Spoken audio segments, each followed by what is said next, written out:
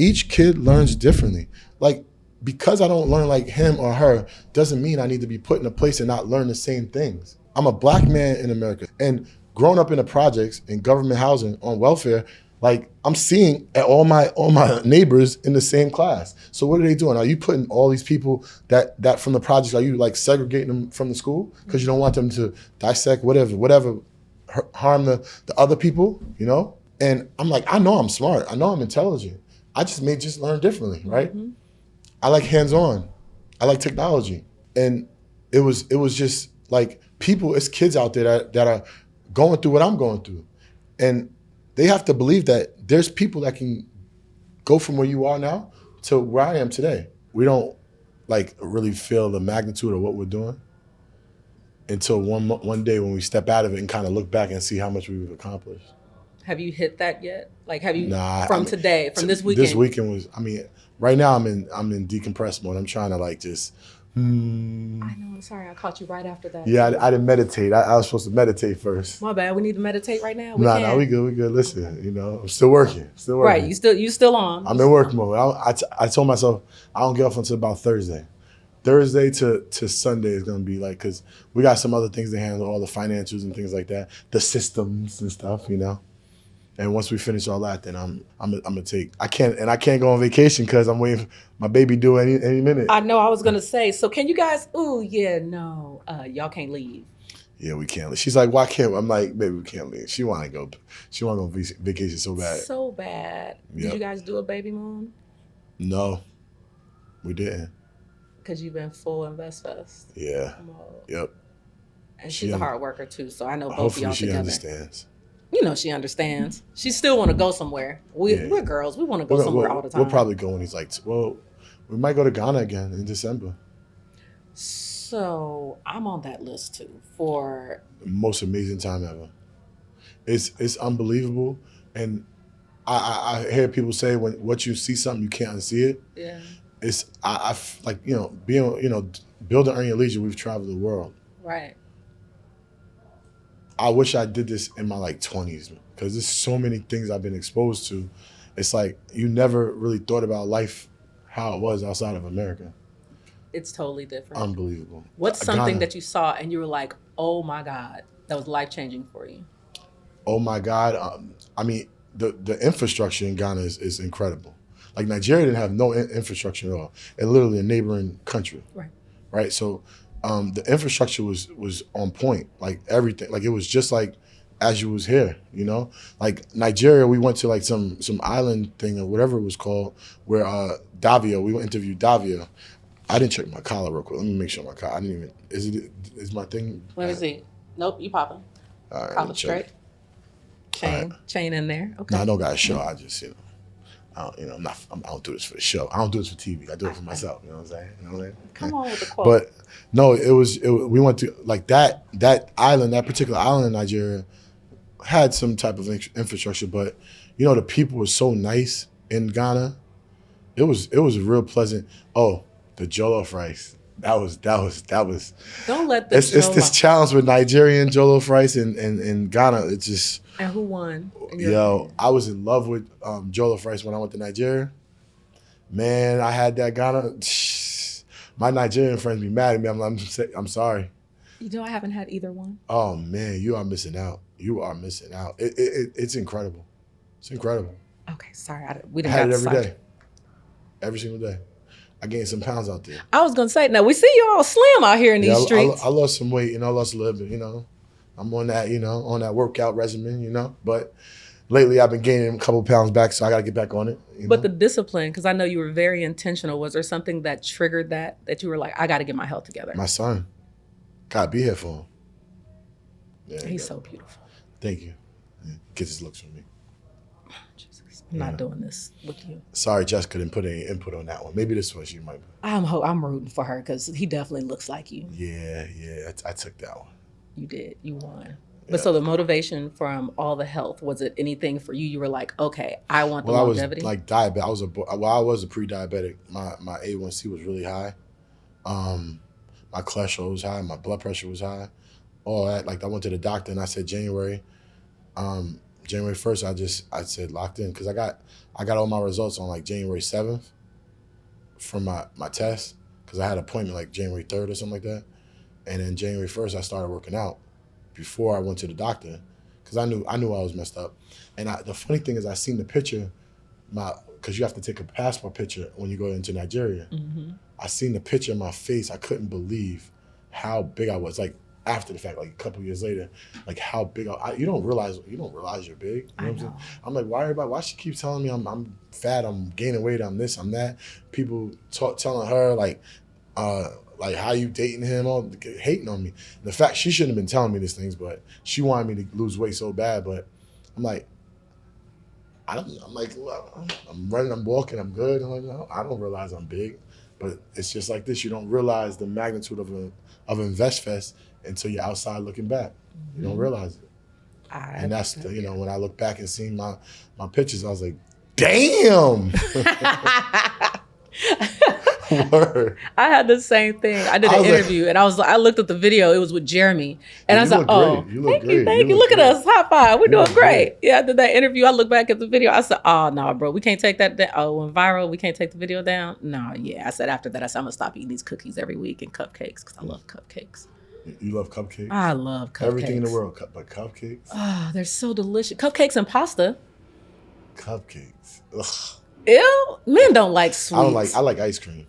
Ice cream got me. No, I'm not an ice cream person. Yeah, I can't do cake. So the health got you together. The 𝗠𝗰𝗵𝗵 Jess was like, come on, get it together. Well, I mean, I told her, I'm like, listen, you got with me when I was fat. You can't be Turns mad. out this is your fault. Yeah, I'm just saying, you can't be mad that I'm big. You got me when I was big. So, I mean, listen, this is how I was. I respect like now, that. if I was skinny and then I got fat, it's a different story. Love me for who I am. Yeah, listen, that's it. Love and just fine too. So you know when you walking with her, I know you want to feel your best. I mean, yeah, she has an amazing body. She works out a lot. You know, she has high standards. So she does. I love Jess. She's amazing. Shout out to Jess, the wife. Shout out to Jessica MacDonald officially today, actually. Oh snap! Come on with the name change. Yes. She officially changed her name today. She's actually just left the office. Wow. Yep. Ironically, we just talked with Dr. Nicole Scott yesterday. 𝗪𝗠𝗪-Scott. Let me make sure I got it together because that's the purpose of this part. That name change thing it's a big deal. Was that something that was important to you culturally, or were you just like? Yeah, I mean, listen. I mean, well, the number one thing is I wanted all her information to be the same information for when Legend, Loyal, the new son name is Loyal. When my new son comes, I wanted all that information because we had some problems with that with Legend, and like they give you like 24, 48 hours to sign this paper, and I left the hospital because I had to go get some stuff for her. Come back, they said it was too late to sign this paper, and then we had to go to the city and do all that, the name change for him because Georgia's a little different. They give the mother's last name if they're not married. Yep. So and that's what they did with Legend. So we had to go and change his name. So I said I don't want that same problem. Let's just make sure.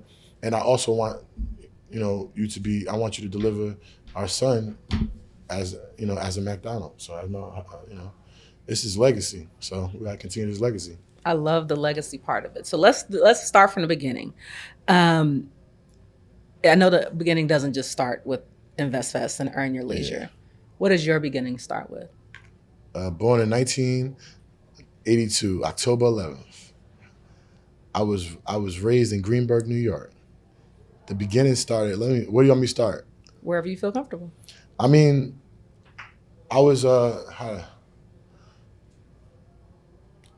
like to start. I mean, really, like my passion. I learned my passion when I was 14. Like, I was on the computer, and I knew I loved the computer. So I would say like that was really my passion, and I used to dream. Like even when I was 14, I said I want to buy $1 million house.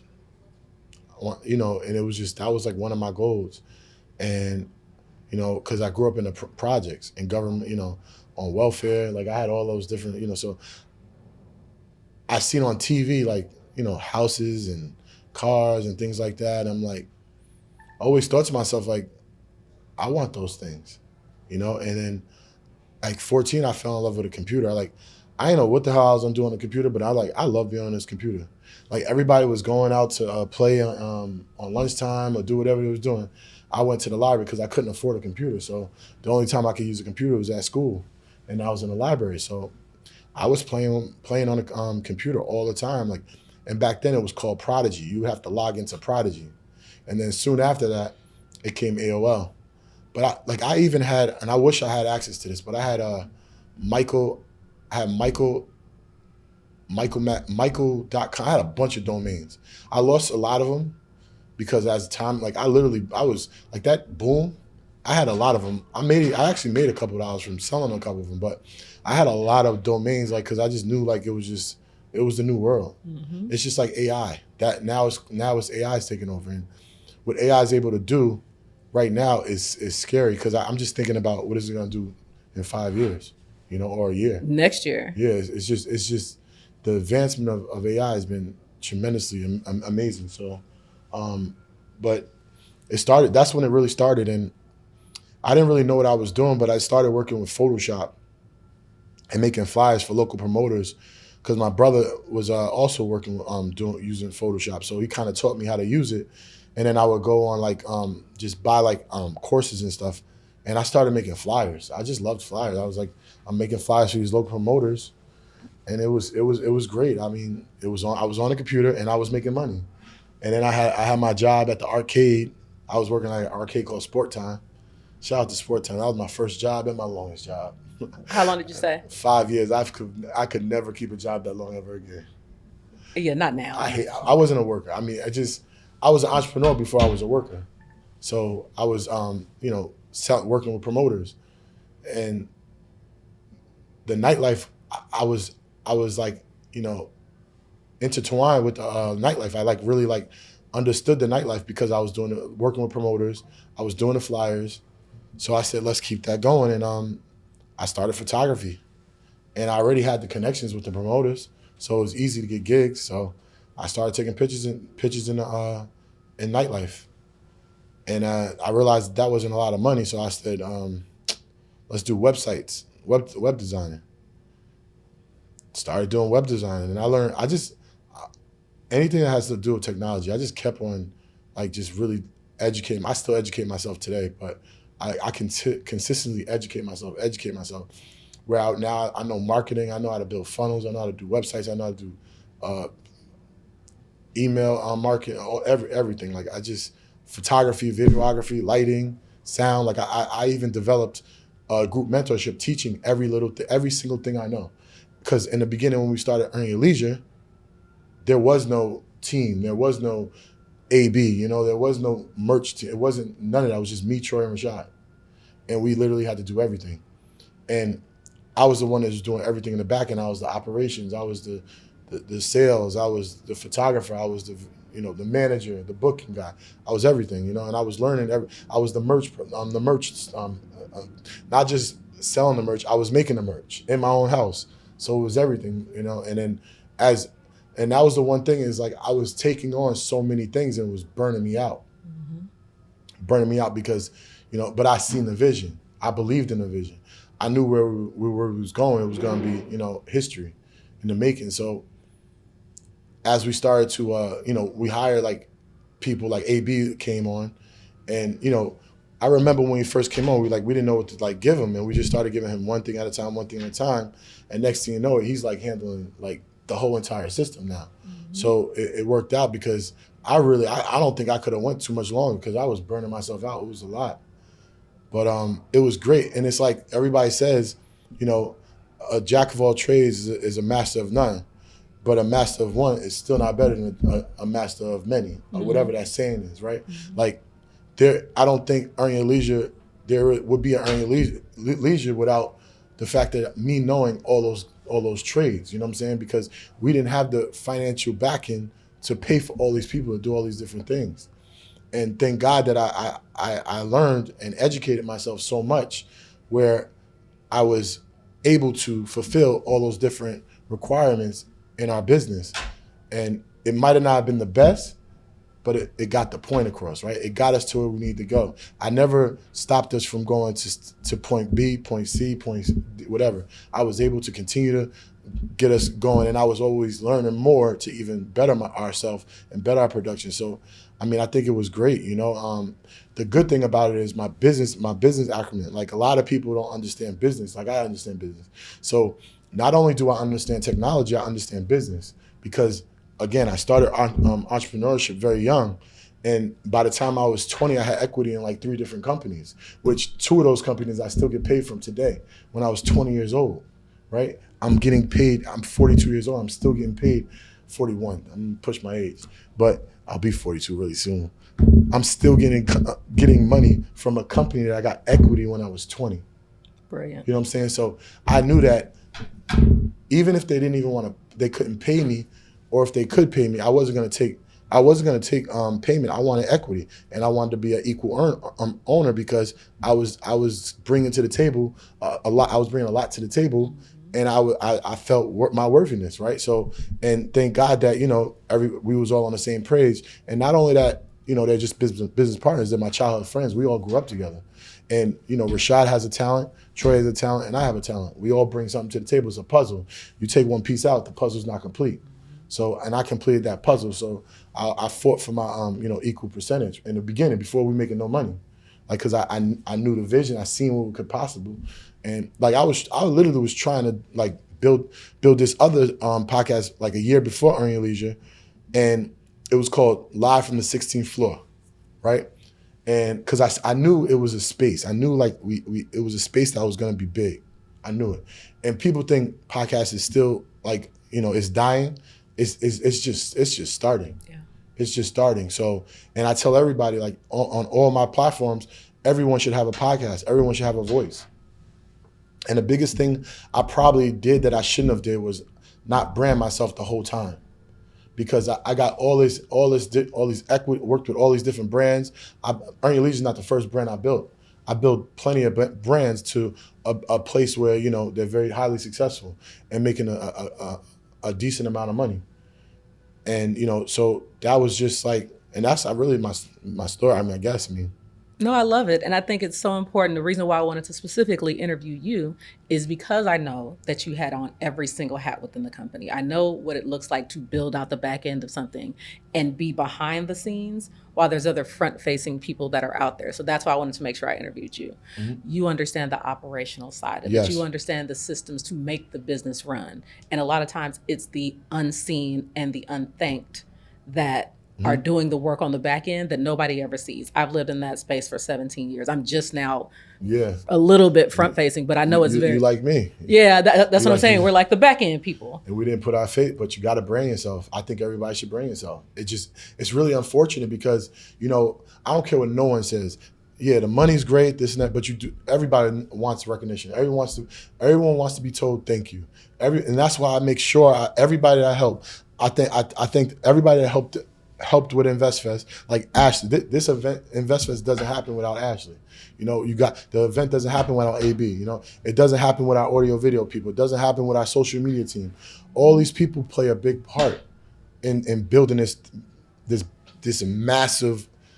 I don't want to call it an event, but it's a massive It's thing. Bigger than an event. It's just this thing that you can't even describe, because they're coming, like, you got 15,000 people coming to learn, to grow, to become a better person, to meet new people, not to see someone perform. We didn't have a performance on Saturday or Sunday, I don't think.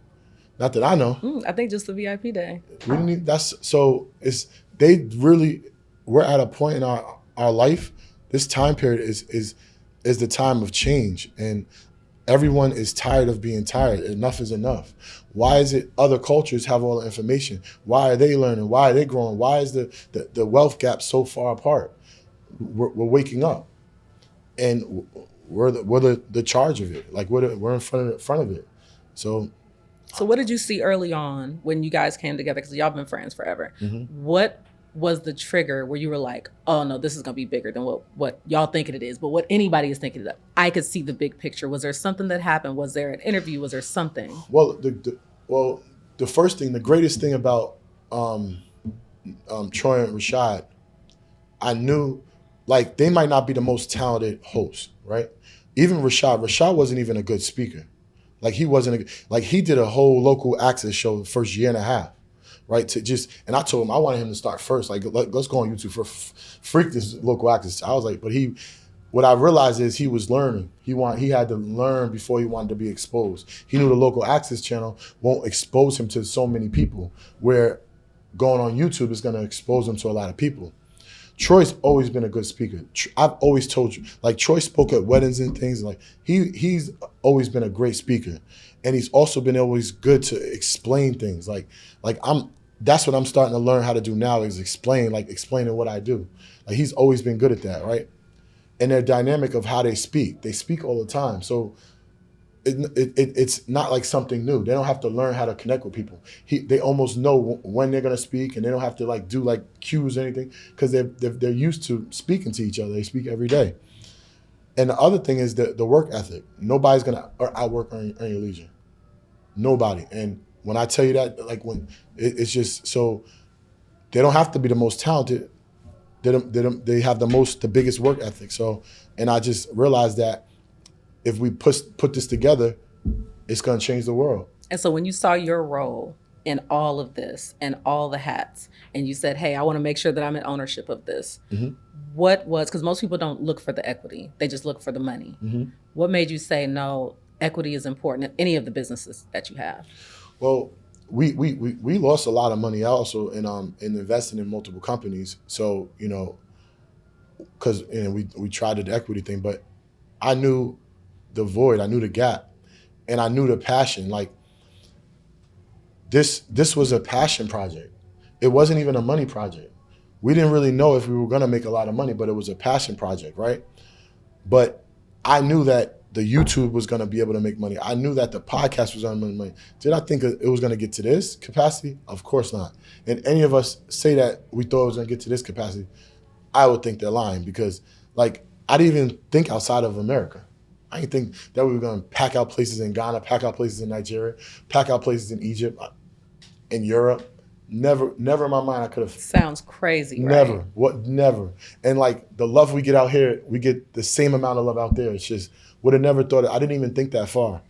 But I knew what I did know though, is that we were gonna make a substantial amount of money, and I didn't wanna be getting paid no salary and seeing all this money come in with the fruits of my labor. I need to be a part of everything. And I think that's an important conversation. Just culturally, we don't think of the equity part.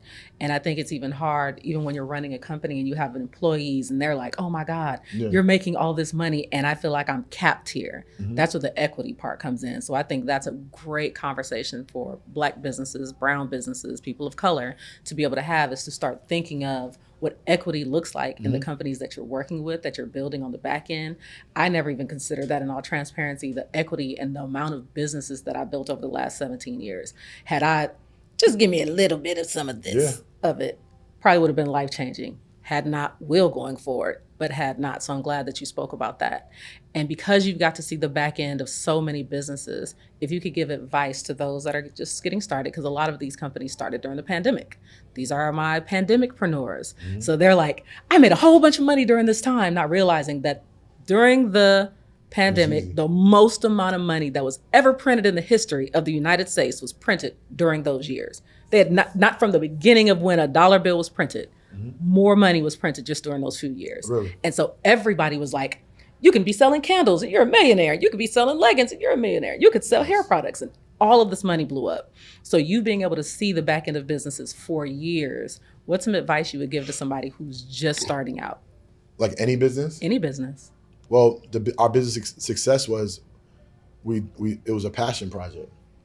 Like, so let me just say this part. We did a pitch contest, and we gave away $100,000. It was 𝗵𝗲 Hustle Foundation, Microsoft, and us. We all donated or gave $100,000 to a winner. We had like 400 or 500 people that pitched. Wow. Were you expecting that many people? No, not at all. Not at all. And they pitched all their ideas. Each one of us picked one person. I got to see 100 people, 100 and some people. You know, all the judges got to see it, you know. But each it was 4 rooms, right? Each room, I was in one room, me and MG was in one room, and you know, a few other judges, you know, judges in each room. We all had to pick one person from our room. And there was this one lady that came in, she had great energy, she had a great business, she had a great product. That's something also important, a great product. If you have a great product, the people will come. Very important. But she had a great product, it was a passion, she had a purpose, and she also had a plan to execute with the money she gets if she wins. The biggest thing was the passion. Like, there was her passion and the way she spoke about it. It wasn't even about the money. She loved doing what she was doing. This was something close to her. And whether she won or not, she was gonna keep going, right? And I said, listen, I want her to be the one on a thing. She came, did a pitch on it. It went down to 4 people to pitch for that $100,000. She pitched, and she ended up winning. She did? The one you chose? Correct. Wow. She ended up winning. And that was my confirmation of for me. Like, she gave me confirmation to know my purpose and understand my purpose, because sometimes we second guess ourselves. But my purpose has always been to see the beauty in somebody, the ability to be great. Like, I seen that in them, right? I seen that in 𝘀𝘀𝗶𝗵. I knew they could be great, right?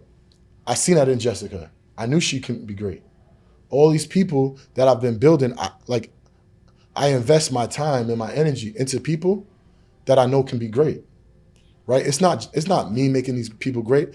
It's me bringing it out of them, but I could see it though. I know they could be great. And that was my confirmation that I picked this one girl that has a business that, not even a business that like is like different from anything else. It's juices. But I knew when she got on that stage, she's gonna wow the judges and make them, because I didn't judge the last 4. Mm-hmm. It was Troy, Rashad, and Black Sam and JP, I think his name is, from the marathon. But I knew that lady would come on this stage, and she would take those judges away, because she was it. I seen it in her, and she ended up winning. Is there something in them? Is it the passion that you see? Because whether it's Jessica or Troy or Rashad or that lady, when you look at somebody and you're like, yeah, you got it. What is it that you're looking at? Well, let's think of it like systems, right? You have your systems, like you got your funnels, you got your QuickBooks, you got all these different things, right? If you say you take the QuickBooks out of it, right? And they have to do all their taxes with the paperwork, it's just, how much easier if they implement the QuickBooks, right? Now the taxes and everything is gonna be so much more efficient, right? It's just like that. They have all these different qualities, but they're missing this one little piece. If you implement this one piece into them, or maybe 2 pieces into them, it's gonna change everything. So I think that's the things that I see. What was that thing that you saw in Jessica? Because I love you guys' story. Jessica doesn't have no business acumen, right? She doesn't really do it for the money. That's somebody else that doesn't do it, because she can make a whole lot of money. As Marcus Rosier, I think it's Rosier, but Rosier, whatever it is. I like the Rosier because it sounds, fancy, elegant. But she can make a whole lot of money, but she doesn't. She just likes to trade. She just wants to get on her computer at 12 o'clock in the morning and trade. That's all she likes to do, right? So I said, but baby, you're doing this call for free, you're doing this, like, you can make this a very profitable business. Like you can add a lot of different elements to your business, like masterminds and, learning programs and so many different things. And I'm like, just implement a few of these things. It's gonna change our lives now. Right. Before we was talking as a client, it was gonna change your life. But now it's changing our life. I like that. I got a percentage of her business too. I got equity in her business too. Facts. You know what I'm saying? She don't be wanting to pay me now that we're married, but But I need my check. Even though it's deposited to the joint account. Yeah. Never mind. Yeah, I don't know. Never mind. But no, I mean, it it was again her passion. She loves helping people.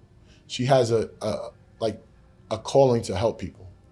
And when someone like that is doing it for that cause, you know they're gonna be great because they're just doing it out of love. It started with love. The love of what she's doing, the love of helping people. And I knew it was gonna be great. And that's why I went when I met her, I didn't come on to her. I don't know if you heard that story, but I didn't come, she came on to me. My like, fat ass. She was like, hey, Michael, you're looking awful good in that nice lavish suit. Yeah, I wasn't dressing like this then. If I was dressing like this, I mean, it'd have been a little different, you know what I'm saying? But I mean, I kept it business because I was definitely, I definitely didn't want to mess the money up. And I seen it was another potential, some more potential that I can, increase my net worth, and it worked out. And, she makes a great amount of money besides her trading. That's what I'm talking about. Come on. Hey, man, pour into your women. You could change their lives. Mm-hmm. We have perfect examples. Yeah, it's a thing going around that I paid her $1 million to date her. I don't know. Oh, my God. Who would say that? I think they changed they mixed up the stories in between. She said that this was what her goal was, and you helped her get to that goal. I don't know. I mean, that's why we don't listen to everything. Who's going to pay it? Well, it probably is people out there that do dumb shit like that. But yeah, we're not paying people to date them. That sounds ridiculous. Yeah. So we've moved from... We built Earn Your Leisure. They're doing great. We've made sure that home is wonderful. The family is popping. Everybody feels good. What's the goal for you as you? Because we talked about you not having the branding or wishing that you would have done more branding for yourself. Now you've gotten everybody else and their mama all together. What's next for you? So when I first came out, I was coming out like as a brand, like building brands. And, I was almost coming out like influencer. And I didn't want to be an influencer because I'm not starting from day one. Even though like, I wasn't building my brand, I'm still not starting from day one because I have a extremely successful resume. Mm-hmm. So I came out wrong. And how do I say this, right? You got, and it worked this weekend. I knew exactly what I was doing because the hardest thing is to see outside of yourself. The hardest thing in the world. I'm great at seeing other people because it's different, right? But I know myself for how I know myself. But how do I step outside of myself and see myself? And I couldn't articulate my vision for myself and present it to the world. And the first time I came out, it wasn't to the public with my face. It wasn't the correct way. I wasn't ready yet. It wasn't ready. I didn't work on my speaking as much, and I didn't have the right representation for my image.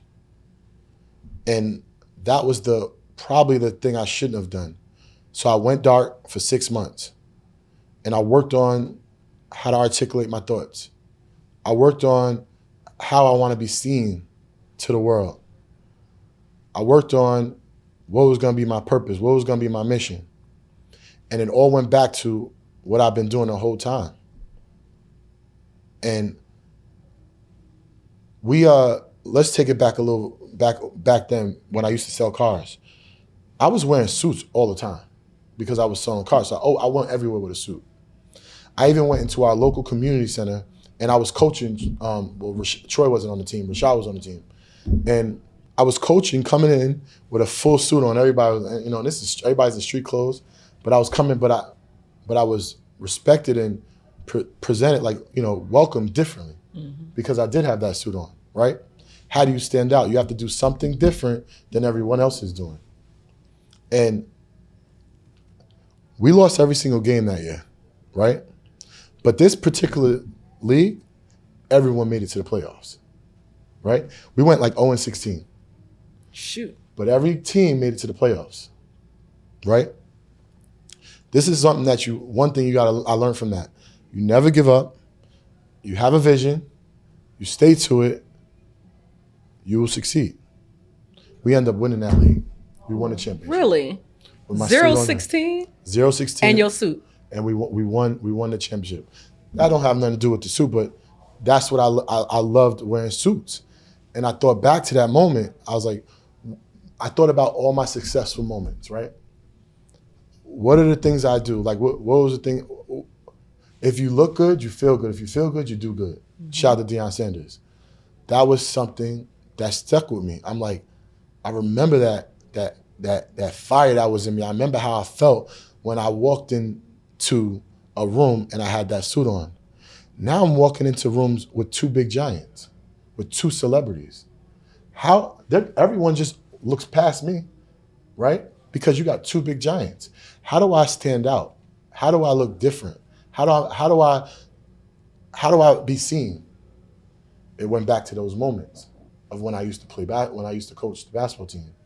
And if I'm dressed apart and I'm dressing differently than everyone else, I'm looking fly to death. Come on now. I know you see the suit. Stop playing. So you can either stand in or you can stand out. This new version of me is standing out. I came out and now I'm standing out. And I want to be, my tagline now is the #1 man in business. Right? I love that. The number one. Let's trademark that. And I believe it. I'm the #1 man in business. I don't just say it, I really believe it. And it took some time, it took some, meditation and really thinking about what is my passion, what's my calling, what's my purpose. And that's where I am, and that's how I got to where I want to go now. I love that. Yeah. Let's make sure we trademark that. I'll give you. That's gonna be too hard. It won't be hard. We'll get that trademark. So I'll call 𝘂𝘆𝘶. That's what I was gonna say. Just make sure we get into RJ Pearson. We'll make sure that we get that all trademarked. But so with that, and I love the if you look good, you feel good. I absolutely understand that because I am very much a homeless dresser myself. So dressing up, I'm like, okay, I feel when I walk out, I'm seen differently than regular Connie in a hoodie and a sweatsuit with some Chucks on. And now that you've made this decision to move into the #1 man in business, what will that look like public facing for us? I know we're going to see you look clean, but will you have your own offer as Michael MacDonald? Will you have your own thing that people can come directly to you for? Or would you prefer to still stay behind the scenes, but people know that you are the man that they need to go to? So I come from, I'm not the person that wants to make my money from the people. I want to make my money from the brands. I've never been the guy to, I'm very good at sales. I was the #1 salesperson in Honda and all the dealerships I worked at for 7 years straight. So I worked at all the damn dealerships, and every dealership I went to, I was always #1 because I've always been personal. I've always been outspoken. I've always been good. I've been good with people. I'm passionate. You can feel me. You can tell I'm not lying to you or trying to take advantage of you. I'm telling you the truth. And I need to praying that, Marcus Rosier helps me, right? But my thing is going to be, and this is so far from, the moment I get to that point where I want to be, it's so far from where I came from. But I'm gonna be a world-renowned speaker. That's what I'm going with. That's what I'm going with. I'm saying it here first. Gonna be a world-renowned speaker. I'm gonna be changing lives by speaking. I love that. Yes. Yeah. And I think when you walk in the room, when you have that energy, and so I know you, let me say this. I know when you feel like when you're walking with giants, but it's always the one that's behind, that's quiet, that nobody knows, is ducked off in the corner, that people are like, but who is that over there? Yeah. And what does that person do? And that's why I was like, I got everybody's phone number, but I want to talk to Michael. Because when you're behind the scenes, you can see everything. Yeah. You can see how the giants move. You can see how the people move. You can see what the needs of the company are. And that is just as, if not more important than just the public talking heads that you'll see, which are important as well. But I wanted to make sure that you got your flowers, to know that you are appreciated, to know that what you've done on the back end, all the thankless work, every single hat that you've worn, because I know it's been a lot of them. You didn't have baseball cap, cowboy hats. You didn't have the mesh in the back. You've had every version of a hat that you could possibly wear. Yeah. That you get your flowers for that, because I know that that's hard and thankless work. I mean, it is. But it comes along with the territory. I was okay with it. I was actually okay with not being in the back. because it's the best job in the world. I can go where I want. I can look the way I want. I can do what I want. No one has to come up to me. But like having my son changed everything. He definitely changed everything. It's like my niece, right? My niece yesterday, she goes, why aren't you up there? I said, we're watching the show. I'm like, because I'm the host, right? I mean, I'm not the host. You know, 𝗠𝗰𝗄𝗵 the host, right? I do everything in the background, right? I don't think I could take that from my sons. Don't think I could take it from them. Sons now, I'm saying sons. I'm getting ready for it. You ready? I could take that from, you know, everybody else, but I can't, because I'm their idol. I'm their blueprint. Like, I have to be the greatest image in the world for them. And, you know, my story can change. I know it will change people's lives because I wasn't supposed to be here. I wasn't supposed to be sitting in this seat. Wasn't. Like, I was in special education. And if you understand my whole entire life, if you understand, they don't teach you in special education. It's the worst program in the history of life. What put you in there? Who knows? They say learning disability. They say because I was hyper. I probably had ADHD, probably still do. Whatever it is, each kid learns differently. Yeah. Each kid learns differently. Because I don't learn like him or her doesn't mean I need to be put in a place and not learn the same things. So I'm a black man in America, so I'm already behind, right? Now you're gonna put me in an educational system that's gonna put me even further behind because I'm not even. I know when I graduated, I didn't graduate probably at 12th grade level education because I never even learned the things that was in, you know, being taught in between 9th and 12th. Don't even think I got up to 9th grade. So that was my first thing. Then I grew up in the projects, and growing up in the projects in government housing on welfare, like I'm seeing all my neighbors in the same class. So what are they doing? Are you putting all these people that from the projects? Are you like segregating them from the school because you don't want them to you know hurt the, you know, dissect whatever harm the other people, you know, or put any toxic whatever in the other kids. So that was kind of crazy to me. And I'm like, I know I'm smart. I know I'm intelligent. I just may learn differently, right? Mm-hmm. I like hands-on. I like technology. And it was just like people, it's kids out there that are going through what I'm going through.